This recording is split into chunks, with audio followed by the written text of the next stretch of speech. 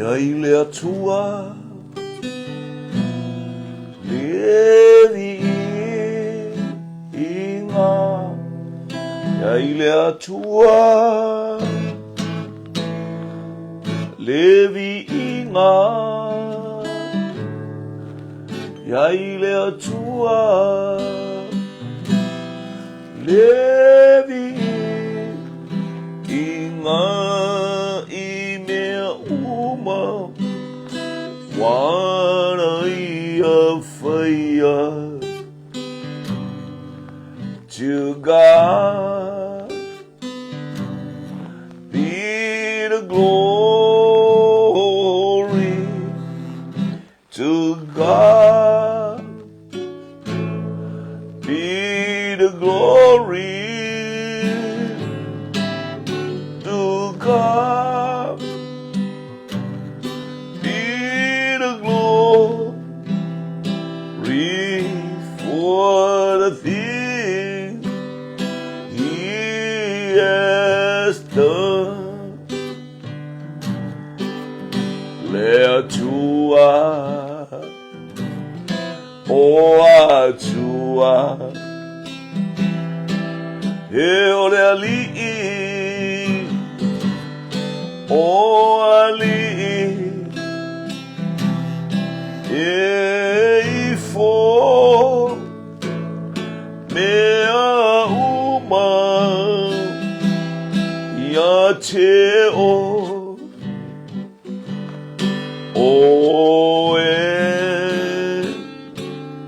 loanganga paia taitaina matou ilo nofo ali'i silisi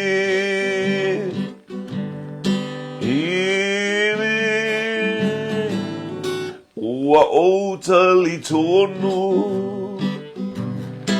Oe o le atua O lo leo leo Whamangalo Na wami o tonu Oli oli sanga Lo file mutama Yehova oe o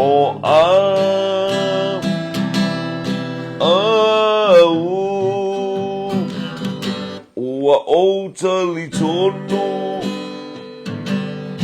Oe o le atua O lo leo leo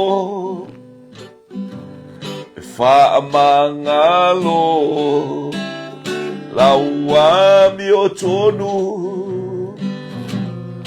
Oli oli sanga Lo file mutama Yehova oe o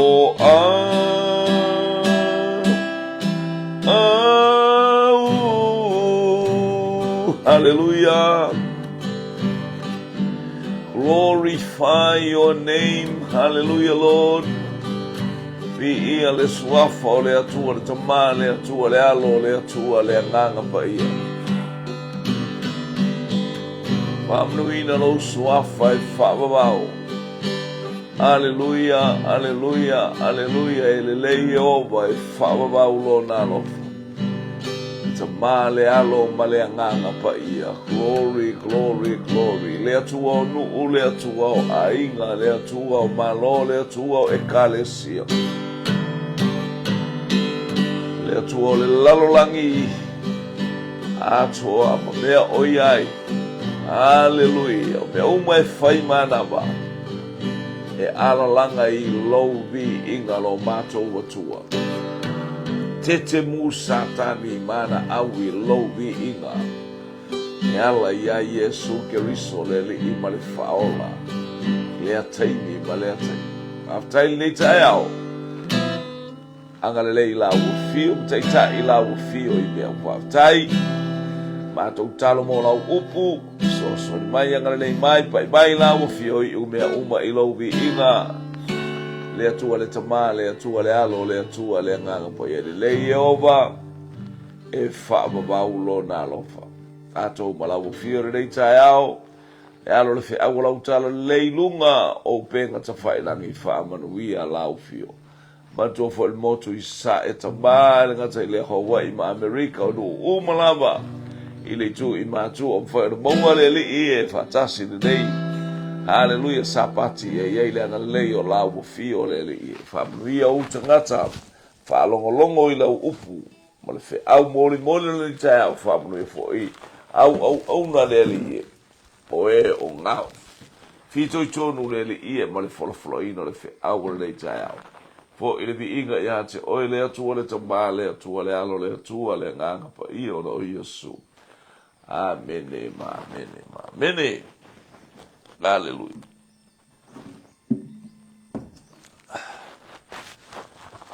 Wata ofa la inga fa to to le tai au.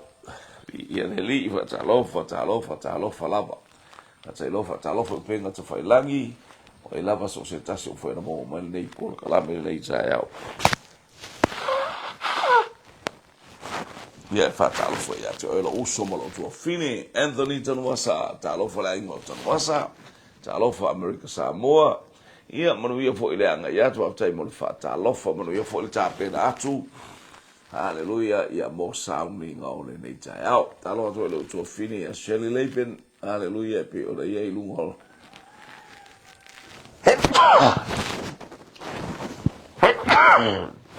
tai fo ile tua fini ya Shelley ia mole anga i mai nei tai au ia manuia nei tai au wo ile nei le anga le o le atua Roma elea talofa la manuia tu le atua mole ainga anga i mai oi fo inisio anga i mai ia fo manuia tu le atua i tato maftanga nei tai au anga leile li ia mafa anu ina lona suafa e fa vau praise God. It's right man, mi ale au te fi au mai al nei tai au foi ma fi au tau moli al nei tai au. Hallelujah. Sei mina feilo ia Yesu mani ko te mo mata upu. Yohane no mata upu e tore. Yohane no mata upu e tolu praise God. Ya ono foi upu la le ape.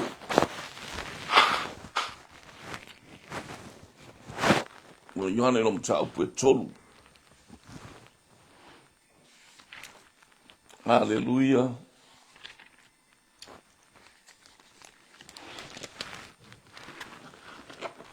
Foi pula le se fulu e fa eiba mas fulu le fa pe mai. Hallelujah. Le fa pe mai amata mai le valu e angi le matangi i le mea e loto ia oia e te le fa longo fo i lona ai e te le ilo le mea sawai ma le mea alua tu ia e fa pe i lato uma o e o fana o mai le anganga o tali mai ni ko te mo fa pe mai ia te ia e ma fa pe fea ona fai o ia mea Mona tali atu leo Yesu o whape atu i ati o oe ore o Israel. Ai ete lei loa ea nei mea. Ni ia le e angi le matangi le mea loto i. Hallelujah. Tala noi whamurianga le anganga pa ia i lo so i fua mano uola. E angi le matangi le mea loto i. E whapena le pai o le anganga pa ia, ma le mana vatu o le anganga pa ia, i le ua saunia lo na loto. Hallelujah, e tā pena i le atu o le angi na le matangi. Hallelujah, e le baba i atu. O e whanau mai le tino o le tino. Hallelujah, e fia le tino la tu, e whai mea. Tā pena. A o leile anganga, na te tautala i loa atua i le aba ma le mi ngau i le atua. A tino e le whai loi wapena, le tino se aba ma se mi ngau. langa so na fai atala so na lo mola fa lenga o le mena ta o le fa nau lenga o e fa nau lenga haleluya ese al tangata fa nau lenga ese tangata fa nau tato so i fo mai maola mai tato wola le tino haleluya o le mafu anga na o tangata le o Isamaeli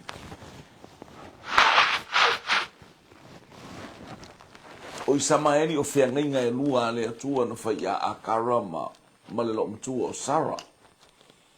Haleluya. Wai fang nau mai tangata e tō tase wha nau mai a Abrahamo nei fea ngai ngā uma e lua. Wha nau mai lo le tangata mua moe tino mea na fai a Sara ma Abrahamo ia abia isteine o akara ele o se tūna e tauna fai e le ungani ia. Awa abe le fine le ina ia maua ise awa tango Sarai wa abe akara a ile ina ia maua ise tama ia o mea na fai le tino ia toe wa ia toe mangeso ai are bata o tangata a o mea na fai ia i ona mafonfonga mo na langona mo mea ia la woto e tu la i mai wa oita iai Laisi a pole ase mea elo ta ua maise mea na fai a kara. Ai pauleo i fo mai ua faale au ngā ina o ia e lana au ona. Fo mai leo lana tala ia Abrahamo. Hallelujah. Ia ilunga ia te o ia ilunga fo i heleli o ia le safa au soso. O le mea e te fai e to i watu ia te o e fa penale tino. So se mea e te tau mo fai e le o se mea tu sai mana fina ngalo le atua. E te toi utia ai. E toi i uatu ia te, e toi i unga ia te, aure ai ngole, tu o tele mea wha pe utatou sabale le nei vai tau. Le utatou i loma le tuspa ia i le manaia. Hallelujah, utatou i lo i le awa onga tuspa ia i le tatau. Hallelujah, langa na whaile atua ia i. E whanau ngai se atali ia Abrahamo aia. Ua le mwhai ia ona tau fio fia le fine whai mai, ua fina ngalo le atua o te le whanau, ua le fina ngalo ia i le atua. O ana ia atala ia o na fo mfai ai le o fai atu le atu o pe tele whanau. Hallelujah. No mai fo ile lunga ali ua matutua. Hallelujah. No mai fo ile lunga ali ua matutua. Alo fa tali le atu hallelujah mo ila ua mana lava fa manu yanga e pule le atu el tamia le whanau mai le matua. Aisha ia faiva benga ai le atu. Fia ngingala ia lua le atu mo mia tautala i tino o le tino lea e ala mai e Isamaeli. Hallelujah. E moi o ia e matua lea ana fai mai o oe o le asini o le bao. E pei o le asini o le bao. Hallelujah. Ia le li. E te no foi luma o uso. Hallelujah. E fai tangata mo fili e fai foi oe ma fili o tangata. Kapena nanga o le tino o le fili ngā o le tangaka. Fa le tino o le fili na o i tato. Ayo e fai fo il tangata mo fili yo e te baba ai fa pe na lava ona fe ai na i fa pe le winga hallelujah le langa e ola mai le tino praise God lu tatu fa longo nei tai ao hallelujah wo o taimi o sawaini ko temo titiro ni ko temo le mata utia male ofo ngia o lana lava tino le o sawaini ko temo ma mai uma loto tangata o loto uma o tangata pele o sauma ni ko temo tu sare upure na foi ni ko temo ma le upuna foi le fine o ra aba fo mai ra aba mato loa ona lusua baile o mato loto ai na ra aba la foi na tanga aya o le tala le ra aba na fa tu puina ai hallelujah ia le loto oli ma le loto fia tangata na o e asi le no malolato ilo mai wo mato ilo wo le ise ma losi o ia te imato wana no foto wa feoti tangata i tono le ai nei na sa valia e na mo me o tangata o ti le sa vali so ai sia wo matu a fef ele no ato o iso stoli manu kanana o matu a fef ele mata o peli mortu se yo so tu se li mai yo so le tala no mai ai i tupo kanana ua matu wa pala a ai mafefefe. Hallelujah. Io e va pena lo la malatino a. Aisha i taimi na wa fa upenga ina le nuku ele atu. Ia leli. E pe lu tatu e ono le upu fo ia Nikodemo. Na fai. Le pe wona au mai a tolo to tangata ai sa tala noa. So le makaukia, so le neime o tatou maai.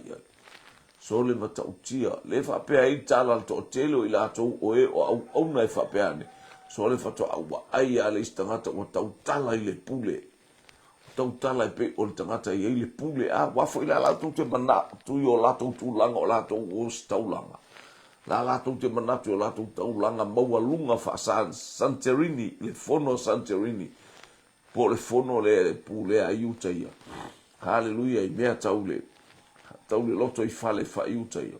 Aya, wala tau fa longo ele ai se tangata tala noa i se upu fa pe tusa man tangata. Ele ngata ina tala noa fai fa atinonga. Te walu maniko te moile. Ila na malanga ia Yesu. O maua le la feilo a inga. Hallelujah, ino e le alu le po a i e whapena tātou te i le fefe i le isteime i e whapena le wingo i tātou. E tātou te whaftai i le atua le au mingo le fe au le tala le. Hallelujah, praise God. Male anga i ato ni ko te mo ma feilo a i. Hallelujah, male au na male tangata o le atua. A le ufei mai li tangata o le atua. O e whana nau mai le anganga. O le anganga le. O e whana nau fo i le tino. O le tino. O le tino, e whana nau mai le baruta mamara tina. Hallelujah. I la ua o le wha le tino. A o le anganga. Ua talia ke riso e whaimali i ma whaola i lo uola. I le whapea e ola mai le tino na e whapea leo le tito anga le lotu. Na e whapea leo e ola wha le anganga. Hallelujah. O le mana onga i o tātou talia ke riso i o tātou loto. Talia Yesu i o tātou le te whiua le loto ma tātou o i sauninga. A tātou le talia i o tātou loto, tātou te paralau walea. E le tau sau se upureanga i lo ngutu ma, i lo fufonga ma lo ngutu. Le anga i lo mai ai e se le jo inga o langa le tātou te ola. E le tau whai oe ma tangata whamisa ai te anu le loto. I le ho tāpena atu i sauninga o le neita e au a. E o e tāpena pena tu o te u au fōringa, te u fō i lo ofu fō i whamana i. Leo mo e sāpe, o e tāpena mo le sauninga. Aia, e sa le mele e fokosi e lo ma fōfau. E sa le mele e lo ma fōfau. E nana e vivi i le atua aile o ave seringa i a lo wita i lo uso po lo tua ngane.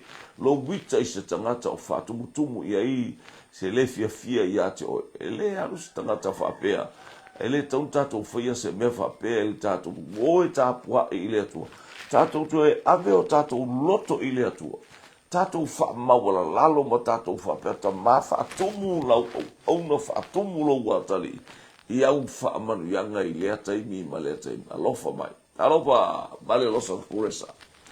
Hallelujah. Alofa tu la inga lea mai Hawaii. Ia vi ia lea tua. Ia vi ia lea le i lea ngale leifa soa o lea tua.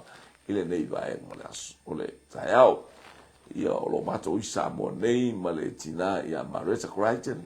Hallelujah. Ia le sole o wofau kanka le sole ma sa unga su e vai au sole.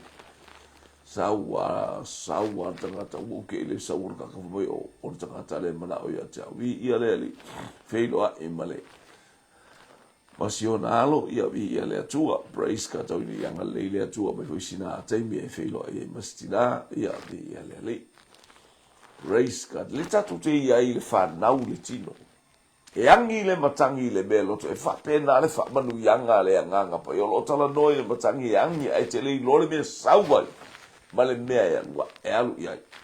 E te iloa mea sa uele matangi pēta no il tino. Aleluia. Ngai te iloa tu ale palasa alu whapea o le ngiu, ngai ilo inga le sa uele matangi. Tau te watu fele lei o tanga mea ngai o kakoro le sa uele matangi. Sa uele matangi i whea lamare. Aleluia. Pa uale mea le te whalongo i ole matangi, e te ilo ilo so na tino. Hallelujah. Ole pa i mai o le anganga pa i o se mea e lei loa e le tangata. E o se mea e le mawhai. Le mawhai ona i loa e le tangata. Ia le ali. E angi le matangi le mea loto. Le whamanu yanga na le anganga pa i le nei tai au ma le nei vai aso au tātou tāpena. ai te le loa le mea sau ai ma le mea alu ia ia le ali praise God hallelujah ai o so mai ni ko te mo mo ma fai fa pe fea ia mea e ma fai fa pe fea ona fai ia mea ia le lai fa pe ba Yesu o le o te le loa amen so stangata bala awina ia tatu e bala awina ele nganga oleli e tatu te ba ai ma le loto fa maulalo ile atua ma le loto salabo wana o ia na te au maia ia te oe le fa matala ina o mea uma o tu spaia hallelujah tatu e fa mo fai fi au tatu e fa mo lista ngata lo wainga tatou fa'alagolango i le pa'i mai o le agaga pa'ia te soso alima ia te oe ia te a'u i taimi uma lava ina ia iai i le atua le vi'iga via le li e lo se mea stagata le mea lea o oe o le a'oa'o o a'u o le faife'au o oe o le a'oa'o oe o le te ako no tatou o le apostolo ia e iloa ma e mautinoa praise God le ingoana e te ingoa ai, e te tau o le ingoa o le tangata e sa ilia me o le malo le atua. A le fa mai Yesu o oe o le o whatamala tele oe. Au e ki whakamala le ni i lo wala awina. Aua e te whatamala i lo wala awina. Aua ne i whata e ta e alunga. Leanga e mawhai e le ti apolo o no so whai tātou. A ora tātou tutu i le mauti no amaro tātou wawa i atu i whaamari anga lea tua. I ia lele. I lea taimi, ma lea taimi. E whaamanu wia i lea tua i atu. O a awala e anga i mai ai satani e soli lea lofi o wai. Soli lea lofi o tātou wai. Awa o oe maa o le tangata manu maa lo lea tua. Oe o faa upenga oe le ngangpo o mea uma tate ngalu nga le tua ele o se malosi o se ekalesia ele o se malosi o sa uhaonga po le ale tu ai nga me oe no it's all from the Bible hallelujah o laua fionga o le sulu i o vai so se mete sabani ai ma e nga yoi ai as a lamp in our office ma le malama i o wala in our ways so se mea te anga iai i tūtau matau ma le i tūtau anga bale hallelujah anga iluma ma anga i tua olo o iai le taita inga le anga pa ia praise God e malama lama mea uma iai le anga pa ia le anga i mai o le a inga mai ai kupito o le au whaani utu i le au ma le afi whaani utu i le po ele isa mali le nuu le se pongi sa Even le momoe pe o lai ta oto wato e ai lava le ao e ai lava le afi fa ni utu e malama o le ato o lou savali le malama o va venga i o le atu nena ino i le atu e fa mal tu se Jeremia to su maltas fa to su tas ma to su lua o la o fe nga na osi ma le nu lea a o ta i mai ila to mai e kupito na o ino ai Jeremia tosu matas fa tosu tas tosu lua na o ino ai ate ilato a o taita i mai ilato mai ai kupito la o fia nga lea no o si mai ilato sa o makua i o ingo ia saba bali lo malama lama e mea umana ba ai i va venga fa mai lo leo o le tala ta upo suman faal tu se te nome a lono foi upo e lo suma le fitu praise a lua suma lua ua tofo fa se fulu mai le nu ule ia tea o te fa pale le nu nei se ia fea a o minu fa tonu i ta ua o ta o tangata fainga ta o tangata e ola fa le tino e ola fa langolango ta ola baba i atu ia Yesu o Yesu Keriso o lou malama o lou pulu banga o ia o le fetu popula o le taita ia la mo oe moa ui taimi umalama e manu ia i lau savalinga ma lau savalinga ia le a whaftai fo ia ni ko te mo sau wa ma le mea lana te ilo sau fisili ia Yesu. Hallelujah, fisili ia Yesu. Te le taimi e whiwa ia le au so o ma Yesu e fisili le au so. Hallelujah, pe whapatala tu Yesu e tu e fisili la ma le au so e fisili pe. O le mana onga le ta fisili le upua le atua. Fisili ile nganga pa ia. O lo ia ile upua le atua. Le ase mea. O lo ile upua le atua. Mea umana e te. E tau fulai. O lo o whaalua fes. Sasi ai lau savalinga.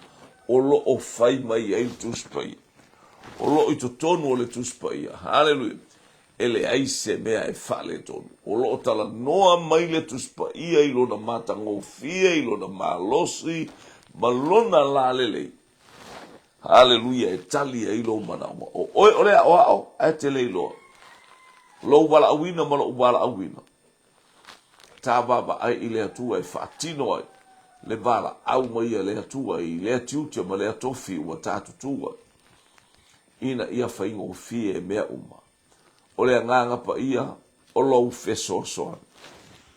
O le nganga pa ia, o ia na te whainu ma whawhanga ia te oe. Hallelujah. Tala tala ina le awhionga pa ia le atua i o tātou loto ina i o tātou malamalama i mea uma. Tātou sāba bali ai male tonu. Sāba bali male loto mauala. Ia lele, ina i o tātou wa aifa manu ia ngā le atua. O mai mika, ale olea. Sava bali male alii. Hea meo tonu. Wha mawala lalo. Ma tātou sava bali male alii male loto mawala. Ole mana unga lea. Tātou sava bali male alii. Hallelujah. Tātou te oi whailo i tātou tangata. Ia whailo le alii tangata. Hallelujah. Au te ale whailo oi ole awa. Au te ale whailo oi ole te akono. Oi ole whaiwhi au. Ole oi ole apostol. Ia e whailo atu le atua i tangata. Ia le alii. Praise God. Tele tangata nei vai tau eo ai matai. Pele whatu tala se tele ilo awa o matai. Whai mi ngā kalai kere ilo awa o makai kere ilo awa. Io e olmana ia whape atu lau a fionga. Lau whetalainga. E angi le matangi le me loto iai. Hallelujah. Whape na ale fina ngalo le atua ia atua. Whamanuia oe le atua. E tala noa mai le mea e whamanuia i le atua i le ainga. Whamanuia i so se tasi. O ai lava so se tasi e whalongolong. E whamanuia le atua. Ai tā pena e sa uni fo i mole. Nei aso whalongolongo i le awhionga le atua. Whalongo i le angi mai o le matangi. Le upo le atua e te whalongolongo i mo moli mai e le anganga pa i e tautala mai le whaifi au. E nā o le upo e tautala e le whaifi au. Ai le sau whaifi au e moli lau loto. Ole ngā luenga le nā le nganga pa ia. Hallelujah. Nā te momolia i loloto. I ia le li. Lunga le au vai o petesa to o tele tangata mamai. Tasi le vai. Tasi le vai e tofu i ai mai uma, mai papala, mai po ua, mai ai la lafa, i o le mai. Mai pepelo o le ale tu ai ngā mai. Mai whaotane le mai. Hallelujah. Io talitane o ai tu ai ngā mai ese. Ai tasi le vai. Ole ata ole vai lea, ole upua lea tua. Paua le ole vai e te tofu iai. Mafuanga na ole tofu o na manu. Whaafitu i le yoritana. Le ata ole vai. Hallelujah. Ta featu matala tala ele nganga pa ia ta tala ilo mafo fau malo loto ia fa mawalalo masalamo. Hallelujah. Fulu mama ai oe, fata ele ai oe. Fa manui ai oe le taimi male. Pa wale le vai. E ofo. How come se tasi le vai ai? Toko fitinga afo mai e se ale vai po. E se ale vai ave inu el toto mawalunga. Le vai mo le whala au ngungu. Mo le suka. Ai te inoa le upo le atua mo le vai o pete sa. Hallelujah. O le ata o le upo le atua. Tātou te whalongo e i la le whatua tua malolo. Read by faith, stand by faith. Live by faith in God's word. Then you will be healed. Tātou te māloloa.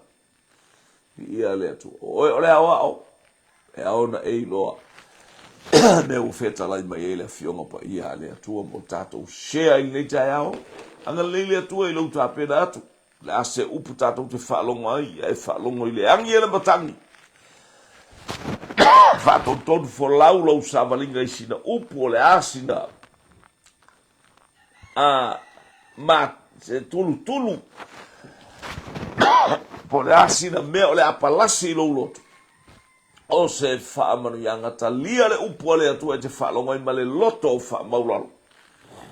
E ese fo isa o le upu le atua e ta lepe mea o lo tinga ai o e lo. Ta lepe mea o lo e whaiti o ai. Whaamanu i le atua i ate o nei tai au. Anga leile atua lei aso atoa. Ona o Yesu. Amen and amen. To God be the glory forever and ever. Amen. Manuia lau tai au.